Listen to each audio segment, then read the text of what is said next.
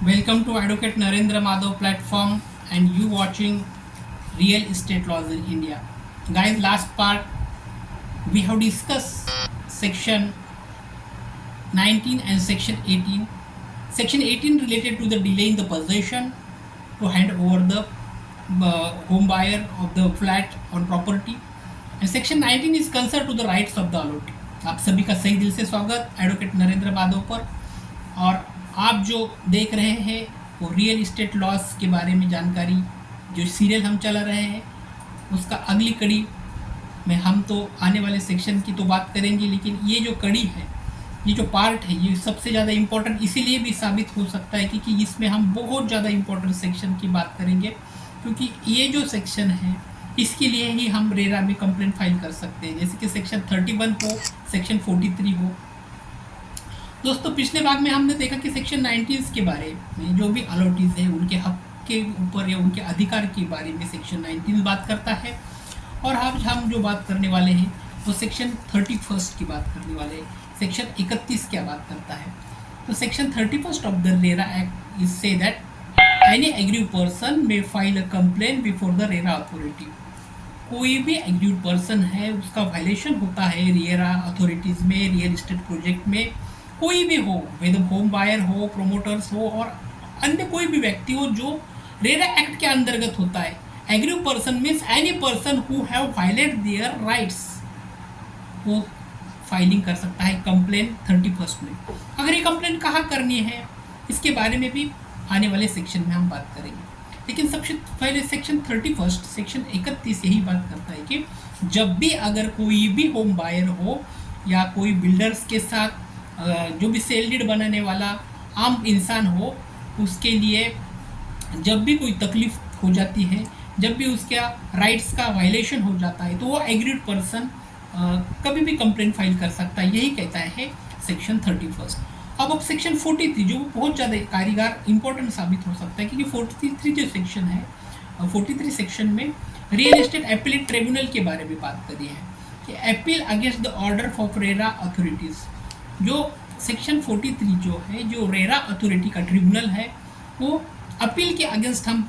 Section 43 के लिए जा सकते हैं। जब भी रेरा अथॉरिटी में हम हमारी कंप्लेंट फाइल करते हैं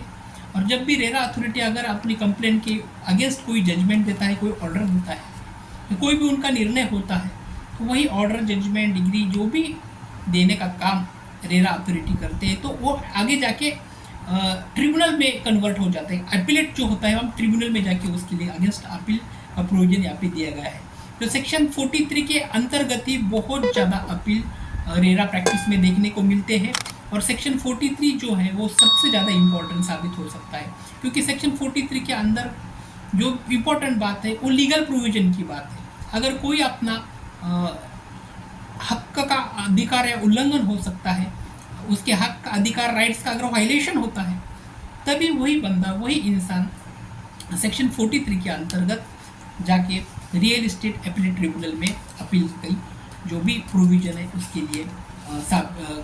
जो भी प्रोविज़न है उसके अंतर्गत अपील में आ ही सकता है, ये सेक्शन 43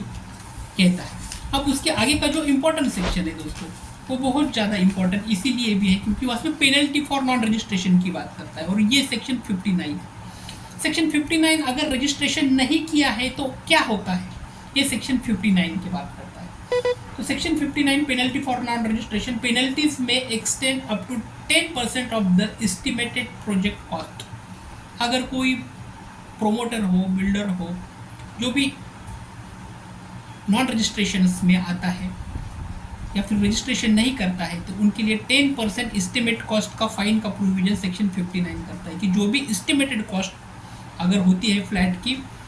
चाहे 2 BHK का हो या 1 BHK का हो या फिर कोई भी रो हाउसेस हो, रो बंगलोज हो, अगर कोई प्रोमोटर्स के जरिए आप खरीदते हो, होम बायर खरीदता है, और ये सब प्रोसेस के लिए अगर रजिस्ट्रेशन इज़ मोस्ट इसेंशियल, अगर ये सब होते हुए भी कोई होम जो बिल्डर है या फिर प्रोमोटर है वो रजिस्ट्रेशन में अगर नहीं करता है या फिर रजिस्ट्रेशन में कोई हरकत करता है, तो उसके लिए सेक्शन 59 के ज़रिए पेनल्टी भी मेंशन की गई है। और ये जो पेनल्टी है वो 10% है जो भी एस्टिमेट कॉस्ट की जो एस्टिमेट प्रोजेक्ट की जो प्राइस है उसके अंतर्गत जो कॉस्ट है वो 10% यहाँ पर मेंशन किया गया है। इसके बाद सेक्शन 61 जो है, सेक्शन 61 बहुत ज़्यादा इंपॉर्टेंट है, वो हम देखेंगे। व्हाट इज अब section 61 of the RERA act? Section 61 penalty for false information, penalties for providing incorrect information to the authority. जो भी सेक्शन 61 है वो जो भी होम बायर है उनके लिए अगर कोई प्रोमोटर बिल्डर्स गलत तरीके से या फिर कोई भी फॉल्स इंफॉर्मेशन क्रिएट करता है तो उनके लिए पेनल्टीज का प्रोविज़न सेक्शन 61 में दिया गया है। और ये इनकरेक्ट या फिर फॉल्स इंफॉर्मेशन कोई भी प्रोमोटर्स या फिर कोई भी डेवलपर्स, कोई भी बिल्डर्स अपने होम बायर्स को या फिर अपने जो घर खरीदने वाले लोग हैं उनके लिए गलत तरीके की इंफॉर्मेशन देकर उसका जो मेन इंटेंशन अगर रॉन्ग होता है तो उसके लिए भी पेनल्टीज यहाँ पर मेंशन की गई है। तो कोई भी होम बायर्स हो ना जीवन में उनके कभी भी फॉल्स इंफॉर्मेशन ना आए, इसीलिए सेक्शन 61 बहुत ज़्यादा इम्पोर्टेंट है। क्योंकि अगर कोई भी होम बायर घर खरीदने के लिए बिल्डर के पास जाता है, प्रोमोटर के पास जाता है, तो वो अगर कोई गलत तरीके से इंफॉर्मेशन उसके प्रोजेक्ट के बारे में देता है, जैसे कि अगर 1 BHK फ्लैट है वहाँ पर 2 BHK की बात हो जाती है, या फिर 1 BHK फ्लैट को वहाँ पे फर्निश बोला जाता है और देने के वक्त में वो फर्निश नहीं होता है, या फिर वहाँ पर में जो भी एमिनिटीज़ मेंशन की जैसे कि जिम हो या फिर जो भी स्विमिंग हॉल हो या फिर और को भी